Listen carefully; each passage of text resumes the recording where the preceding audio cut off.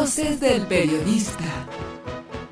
El Club de Periodistas de México, con su brazo asistencial, la Fundación Antonio Sáenz de Miera y Frietal, presenta Voces del Periodista. Conduce Celeste Sáenz de Miera. Comenzamos.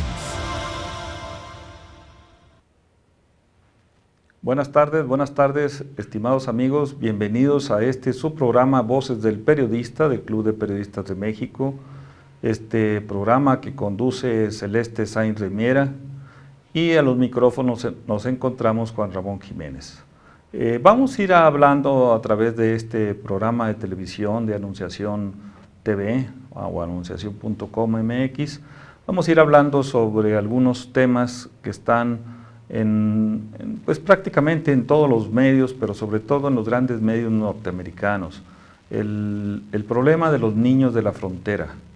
Este problema es un problema que empieza a comentarlo el gran medio norteamericano del Internet, el Huffington Post, en febrero de este año del 2014. Estamos en agosto. Este tiempo ha sido, ¿qué podríamos llamarle en el caso de México? De un vacío de información de los medios en México de este grave problema de niños y jóvenes que están siendo deportados por Estados Unidos en cantidades muy grandes.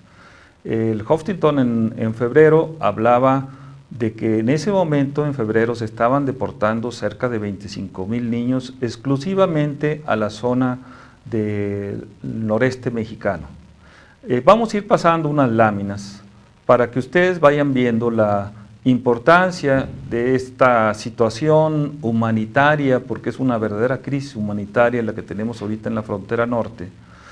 Una crisis humanitaria que nos llega verdaderamente al corazón, que nos llega a los sentimientos más profundos. En el caso nuestro, en el caso de México, hemos visto que el gobierno de México no ha tomado una decisión profunda, sólida sobre este problema. Lo consideran un problema coyuntural, cuando es verdaderamente un problema estructural. Consideran que este problema es problema de Centroamérica y no problema de México, cuando realmente en nuestro país estos niños y jóvenes están cruzando de Centroamérica hacia los Estados Unidos por nuestro país. Y en nuestro país, desafortunadamente, pues no estamos viendo unas políticas públicas bien claras de este grave problema humanitario. Insistimos con la palabra grave, porque estamos hablando de que solamente en estos últimos años el gobierno de los Estados Unidos, de Barack Obama, ha deportado 150,000 niños. O sea, imagínense ustedes, estamos hablando de 150,000 niños y jóvenes que ha deportado a la frontera común de México y los Estados Unidos. Insistimos en el punto medular. Este no es un problema coyuntural, este es un problema que se ha venido desarrollando en base al modelo económico que tenemos desde 1982, pero que ahora en estos años, 2014, pues está haciendo crisis. Estamos viendo imágenes verdaderamente dramáticas de la cantidad de gente que está abandonando Centroamérica y México, porque no solamente es Centroamérica, sino México, y cómo los están tratando en los Estados Unidos. Vean ustedes en el caso de niños enjaulados en Nogales, Arizona, en jaulas de perros. Entonces no podemos cerrar los ojos frente a imágenes que nos muestran que este problema es un problema grave para los dos países, para las dos sociedades, tanto la mexicana como la norteamericana, y las sociedades también centroamericanas. Insistimos, es un problema económico. Por eso nosotros, esta gráfica, esta lámina es interesante, porque el gobierno de los Estados Unidos dice que ellos han estado empujando mucho por una reforma migratoria, pero el hecho es que tenemos 2 millones de deportaciones al principio de este año. Este año todavía ha sido más drástico, y el problema es que se está polarizando en ambas sociedades. En Estados Unidos podríamos llamarlo el grupo sobre todo el grupo tejano. Esta otra lámina, verán ustedes, donde el gobernador de Texas está mandando 100,000 tropas a la frontera común con México y pues, o sea, cómicamente se dice pues que las tropas van a lidiar con estos pequeñines que están cruzando la frontera.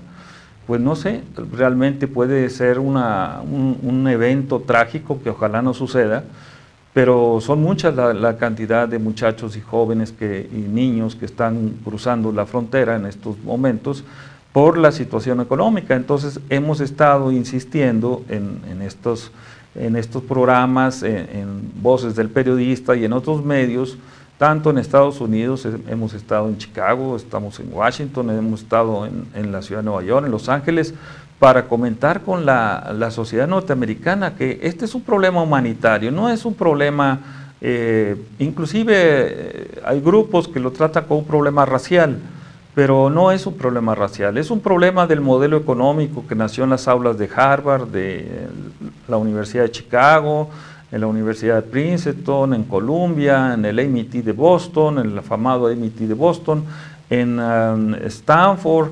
Es decir, en las grandes universidades nació este modelo económico de libertad de mercado, un fundamentalismo de mercado, en donde el Estado se retiraba de las actividades prioritarias, y lo estamos viendo en el caso de las leyes y las reformas que está promulgando el presidente Enrique Peña Nieto, que nos están afectando rotundamente la forma de ser y la forma de pensar y la forma de actuar y de desarrollar negocios en este país. Entonces, cuando el Estado, en este caso el Estado mexicano, se empieza a retirar de sus cuestiones fundamentales marcadas desde el primer artículo de la Constitución, el artículo primero de la Constitución, entonces podríamos pensar que están dejando de lado esa actividad de salvaguarda, de cuidar por la niñez, como en otros tiempos se hizo el DIF, era el órgano institucional encargado de cuidar de los niños, y ahora estamos viendo que el DIF no ha actuado para nada, pero tampoco ha actuado la UNICEF, este órgano de las Naciones Unidas dedicado al cuidado de los niños. Estaba más preocupado del caso de Mama Rosa en Michoacán que el caso de 150,000 niños en la frontera común de México-Estados Unidos. Entonces, no es un problema solamente de México, de las instituciones creadas por las Naciones Unidas. En este año del 2014 tenemos un aniversario más de la fundación de los acuerdos de Bretton Woods de 1944, después de estos acuerdos de posguerra. Y en esos acuerdos de Bretton Woods pues está el cuidado de la niñez. En pocos años después nace la UNICEF, y aquí cerca de nuestros estudios tenemos la ONU en Mazarik, y vemos que no, que prácticamente nadie está tomando lo que se dice coloquialmente cartas en el asunto de los niños, y lo están viendo como un mero problema coyuntural, como un mero problema de migración. Algunos lo ven como un problema de criminalización, en donde los niños son parte de unas bandas o están sus padres en algún problema legal, ya sea en sus países de origen, en el país de tránsito o en el país que ellos emigran. Pero no, insistimos, este es un problema del modelo económico neoliberal que nos han impuesto desde 1982 con el consenso de Washington, donde el Estado empezaba a vender todos sus activos, todas sus empresas, todo su bienestar, su estado de bienestar, para dejarlo a las fuerzas salvajes del mercado. Entonces no estamos en una situación de coyuntura, sino estamos en una situación de estructura. Estos niños deberían ser tratados como refugiados económicos. Si el problema es el modelo económico, entonces deberían ser tratados en los Estados Unidos como un problema de economía. Y Estados Unidos lo quiere tratar como un problema de migración y un problema policíaco. Y cuando se firmaron en el 1994, los acuerdos del Tratado de Libre Comercio, entonces se creó un órgano especializado que era el Banco de Desarrollo de América del Norte, el NASBANC, que está en la ciudad de San Antonio, Texas.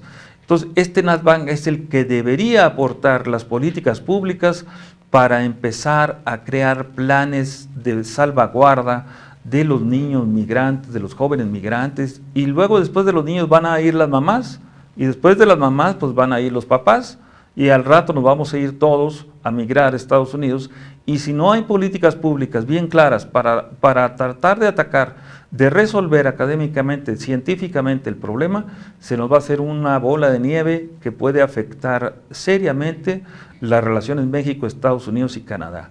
Entonces, el Tratado de Libre Comercio tiene su institución, insistimos, el Banco de América del Norte, que está en la ciudad de San Antonio, Texas. Pues empecemos a presionar a esta institución para que empiece a plantear posibles salidas a esta crisis humanitaria tan brutal que tenemos en la frontera norte, y que la sociedad, para desfortuna nuestra, no está tomándolo con la seriedad, con la profundidad, con el humanismo y con el corazón más que con la mente, porque no podemos permanecer aislados de una situación que nosotros no generamos, sino que generó el modelo económico impuesto desde 1982.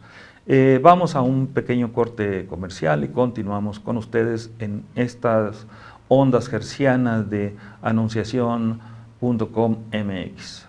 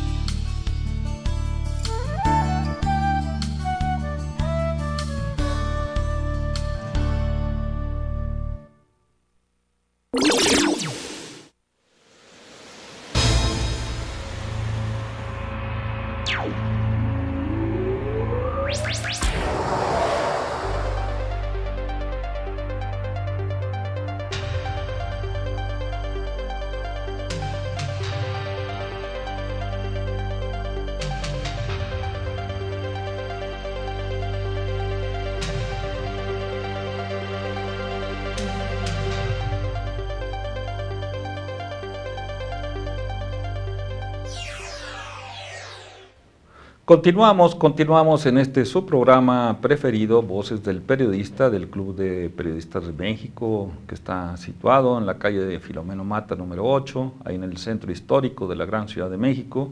Este programa que dirige y coordina nuestra querida amiga Celeste Sainz de Miera.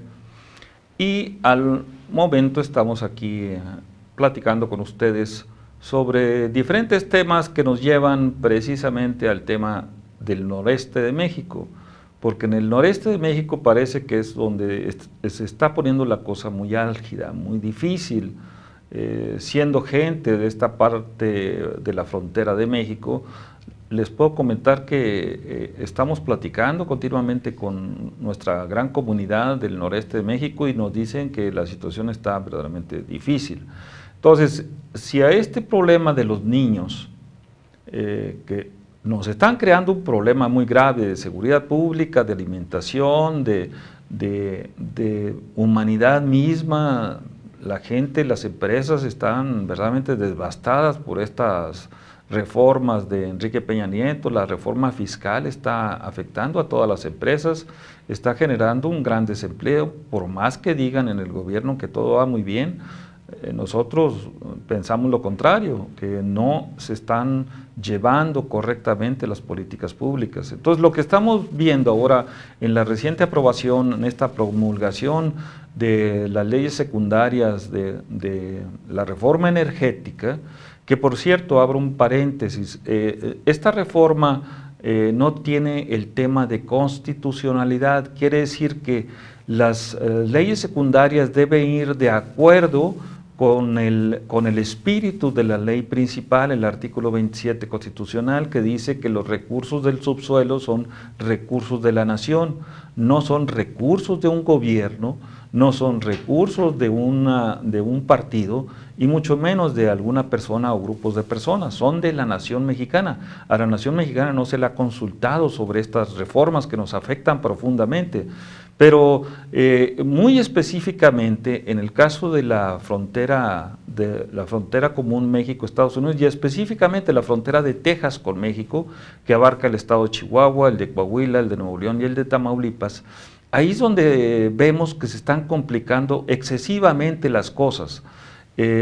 Parece que no entendemos la historia. Ahí han nacido movimientos muy fuertes que han cambiado la forma de ser de este país. Esta promulgación del gas shale o gas de esquisto, como se le dice en español, pero utilicemos el mayor forma como se habla en los mercados energéticos. El gas shale está ubicado, básicamente, la gran parte del gas shale está en el estado de Coahuila, en la frontera con Texas. Ustedes pueden ver en esta lámina toda la zona en donde empieza esta nueva estrategia energética de Peña Nieto, de querer desarrollar, de querer aprovechar esta riqueza natural que nos brinda la naturaleza, valga la redundancia, en la zona noreste que se prolonga hasta el estado de Veracruz, es colindante con el estado de Texas. Acabamos de estar en la ciudad de San Antonio y hay un movimiento en las universidades para tratar de evitar esta metodología que se llama fracking, es decir, fracturar el suelo para sacar el gas. No está en yacimientos, sino está en diferentes capas de la tierra. En algunos casos encontramos que podemos tener petróleo, en algunos otros casos una mezcla de petróleo-gas, y en algunos otros casos vamos a encontrar gas. Entonces, pero la técnica para obtener el gas shale, pues es una técnica que en Texas me estaban comentando la gente especializada en esto, en la Universidad de Texas en San Antonio, que está complicando el medio ambiente, está generando problemas en el medio ambiente. Ha habido, pues, en esta zona del noreste de México hasta temblores en Monterrey, en la misma ciudad de San Antonio, y todo esto viene por la extracción del gas shale. Hay un documental que está ahorita muy visto en la televisión, en el internet, que se llama Gasland, de un joven universitario que pues se dedicó a darle un seguimiento a estas técnicas del fracking y acaba de ganar el premio Pulitzer, el premio más prestigiado del periodismo en los Estados Unidos. Este documental se los recomendamos mucho, Gasland. El Gasland nos habla de que el fracking es una técnica depredadora del medio ambiente porque se le introducen muchos químicos, genera contaminación de los mantos freáticos, genera temblores. Esas tierras ya quedan no aptas para la agricultura, la ganadería, y entonces con esta nueva ley de reformas energéticas de Peña Nieto se va a permitir que las empresas que van a utilizar que van a tratar de aprovechar el gas shale pues invadan terrenos. Es decir, con la ley en la mano ellos van a decir, aquí abajo hay gas shell y yo me adueño de estas tierras. De acuerdo a la ley va a haber negociaciones entre los dueños de la superficie y los concesionarios del gas shell. Pero sabemos bien que el poder del Estado, el poder de las empresas va a ser más fuerte que el poder de los agricultores o de los ganaderos, sobre todo los ganaderos. Los ganaderos van a ver sus tierras invadidas por empresas que van a traer en la mano las reformas estas al artículo 27 constitucional, aprobadas de una manera descarada por el Congreso de México, porque no queda otra cosa más que indignarse de ver estas propuestas o contrapropuestas que han hecho los grupos de poder. El senador Monreal ha sacado en días recientes este cheque escandaloso de 15 millones de pesos que se le entregaron a las bancadas del Congreso.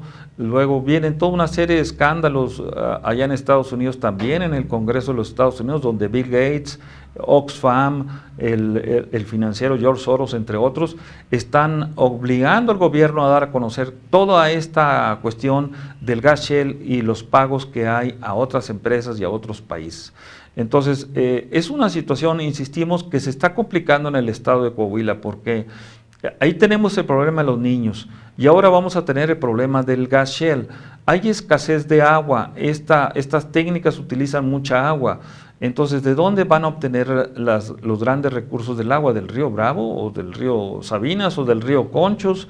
No sabemos, son ríos que a veces la palabra río puede ser muy imaginaria, pero son arroyos prácticamente, que en determinadas épocas del año se conviertan en verdaderos ríos más grandes inclusive que el Mississippi, como sucedió en el río Sabinas, en el huracán Alex en el 2010. Pues puede ser una cosa coyuntural, pero todo el año son ríos, arroyos o mantos secos. Entonces, ¿de dónde van a obtener el agua? Esa es la primera pregunta. Segundo, ¿la sociedad civil está preparada para este tipo de técnicas depredadoras del medio ambiente? No lo creo. Hay universitarios que van a ser utilizados en estas nuevas tecnologías, capacitados para estas nuevas tecnologías, no lo creo tampoco. La empresa Pemex está capacitada para desarrollar esto, tampoco lo creo. Entonces, están habiendo en Estados Unidos, vuelvo a insistir en el documental Gasland, donde se están contratando por parte de las empresas gaseras, las del gas shell, gente que viene de las guerras de Irak, de Afganistán, de Medio Oriente, para ser asesores de esas empresas, para tratar de que no detonen la insurgencia popular, la insurgencia ciudadana para detener esto.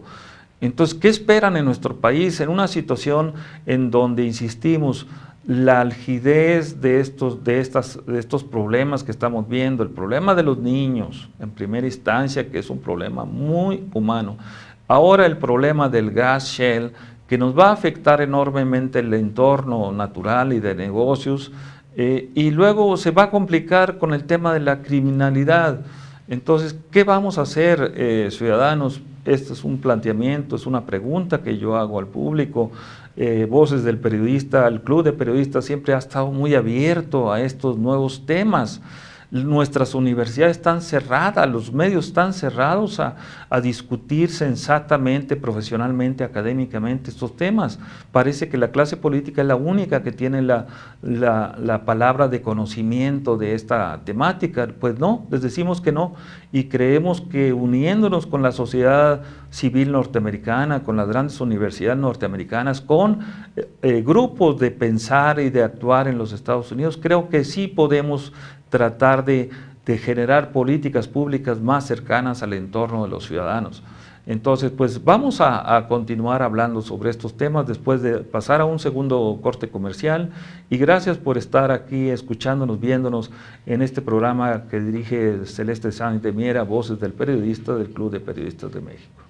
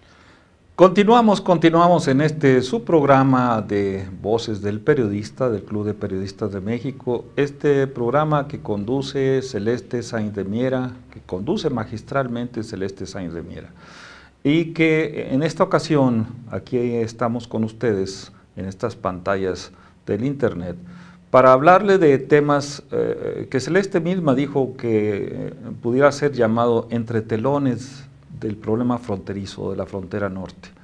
Y sí, creo que hay muchos entretelones alrededor de todo esto, mucha complejidad, no es sencillo como académico, como profesor de la UNAM, estar hablando de estos temas que le compete más a la seguridad nacional del país, al Congreso de la Unión, al Congreso Federal, a los congresos locales, pero parece ser que no, parece ser que lo que estamos viendo en los medios, a veces los académicos tenemos que empezar a hablar de esto porque parece que no hay seguridad nacional, si la seguridad nacional o la malentienden como seguridad policíaca, pero seguridad nacional es cuando está en peligro el territorio nacional.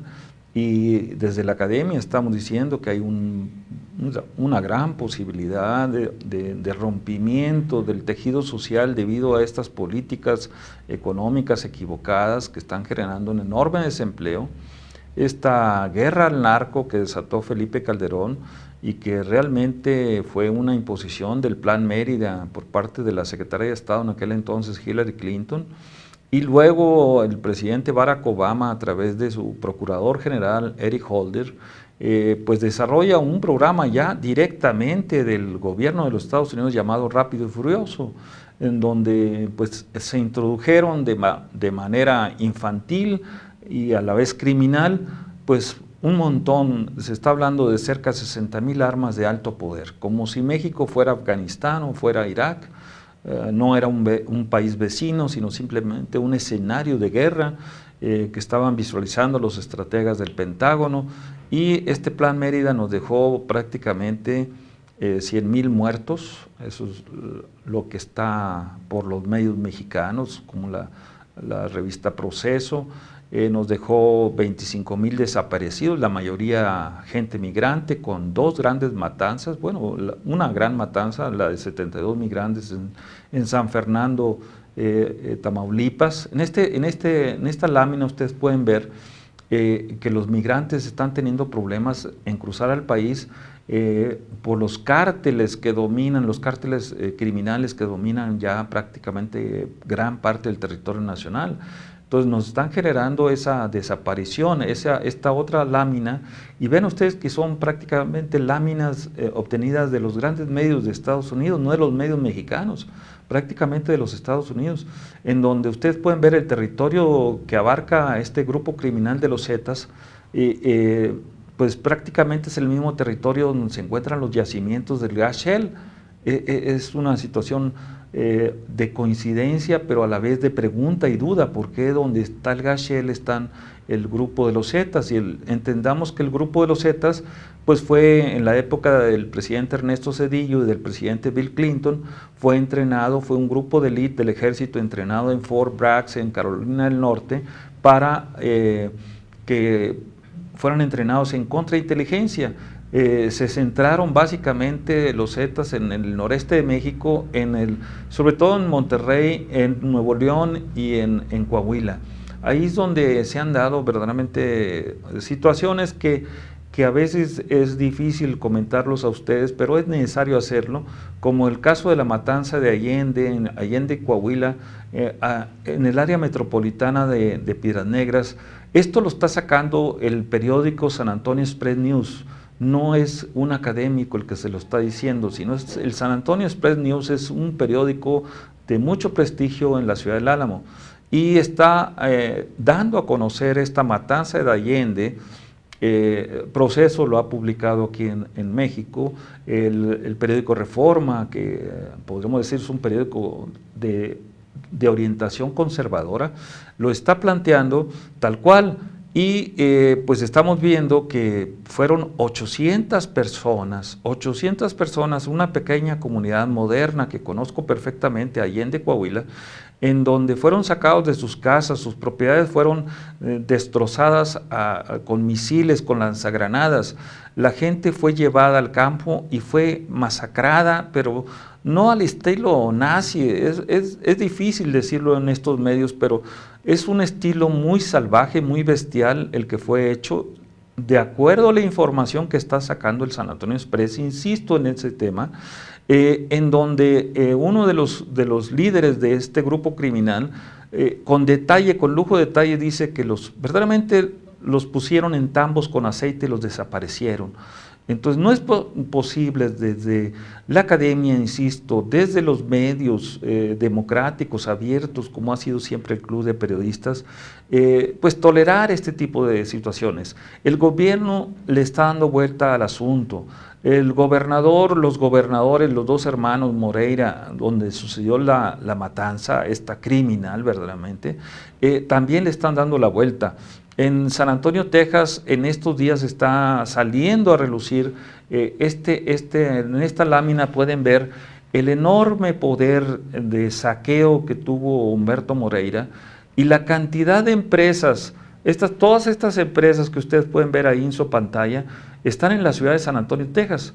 Entonces, ahora el día 4 de agosto, el periódico Reforma lo saca con detenimiento, saca a relucir toda la enorme corrupción del saqueo del estado de Coahuila, que fueron 3,000 millones de dólares, y que prácticamente se invirtieron en todas estas empresas que están allá en la ciudad del Álamo. Entonces, esta es la conexión que estamos viendo. Digamos, para que ustedes se imaginen el tamaño de la deuda del Estado, pues ahora la capital de México tiene una deuda superior, el Estado de Nuevo León está ahorita superando al Estado de Coahuila, pero el hecho es que son estados fronterizos, estados que tienen muchas necesidades, pero que verdaderamente este modelo económico se está degradando totalmente a tal grado, valga la redundancia de nuevo, de que estamos viendo en el Congreso de México que se están dando, al día de ayer el periódico Reforma de nuevo saca que se están dando un bono extra los diputados de 1 millón de pesos, un bono verdaderamente ignominioso que los ciudadanos, los académicos no podemos dejar de criticar y de denunciar en estos medios, en estas pantallas de internet. Pero el asunto es que en estos reportes que está sacando el periódico San Antonio Express News, se saca la conexión directa del gobernador Humberto Moreira con este grupo criminal de los Zetas. Entonces, eso que nosotros sospechábamos desde la academia, desde el periodismo que hacemos en nuestro Club de Periodistas de México, ahora nos lo vienen a decir en el juicio que se está llevando contra este grupo criminal en la ciudad de Austin, Texas. Y que, insisto, lo está sacando este gran medio, San Antonio Express News, y en segundo lugar el Dallas Dallas Morning News, el Houston Chronicle. O sea, los grandes periódicos tejanos le están dando cobertura a esta situación. Y nosotros en México no le estamos dando cobertura, lo estamos evitando por las implicaciones políticas obvias que trae todo esto. Pero, ¿qué es lo que se está buscando en la frontera norte, específicamente en el noreste de México? En donde vemos la complejidad del problema humanitario de los niños, en donde vemos el problema que se nos va a venir con la depredación del gas shale, y en donde están asentados estos grupos criminales como los Zetas. Entonces ya tenemos 3 niveles de complejidad que es difícil de abordar en una situación tan rápida y tan pues veloz que se nos va en la televisión, pero que ahí los dejamos planteados. Es decir, tenemos un problema humanitario, los niños, Son 150,000 niños que nos están arrojando como si fueran piedras a la frontera norte. Tenemos un problema de depredación ambiental que se nos va a venir el gas shale. Y tenemos un problema de criminalidad que son los Zetas. Entonces, ¿qué hacemos frente a una situación de esto? Dejemos la pregunta, porque no tengo respuestas, pero dejemos la pregunta, ¿qué hacemos sociedad civil? ¿Qué hacemos academia? ¿Qué hacemos medios? ¿Qué hacemos gobierno? ¿Qué hacemos Congreso por tocar estos tres temas con seriedad, con profesionalidad, con expertos en la materia, pero tomando decisiones de políticas públicas correctas? No decisiones de grupos partidarios o no decisiones de grupos personalistas o no decisiones inclusive del mismo presidente de la República, sino decisiones consensadas con la sociedad, porque esto nos puede llevar a situaciones de grave inestabilidad ya de seguridad pública nacional, como lo están planteando ya muchos grupos de ultraderecha en los Estados Unidos. Tenemos que también consensarlos con las grandes comunidades mexicanas asentadas en los Estados Unidos, sobre todo en estas zonas de conflicto, San Antonio, Houston, Dallas, Austin. Entonces, insistimos de nuevo, son preguntas que ponemos en el aire, las respuestas no las tenemos, las respuestas no pueden ser sencillas, no pueden ser de una forma frívola, sino tienen que ser profesionales, tienen que ser llevadas a las academias, a las universidades, y a los medios de comunicación democráticos como Voces del Periodista, el Club de Periodistas de México, y tenemos que dejarlo planteado para seguir platicando con ustedes en alguna otra ocasión que se nos permita, sobre todo, abordar con mayor profundidad, con mayor detalle, con mayor claridad alguno de estos temas que nos complica el panorama. Agradecemos enormemente el que ustedes estén visualizándonos, que estén con nosotros en anunciación.com.mx y nos estaremos pues viendo en estos programas próximamente. Este programa que conduce Celeste Sainz de Miera, agradece a ustedes también el que estén presentes en estas ondas televisivas.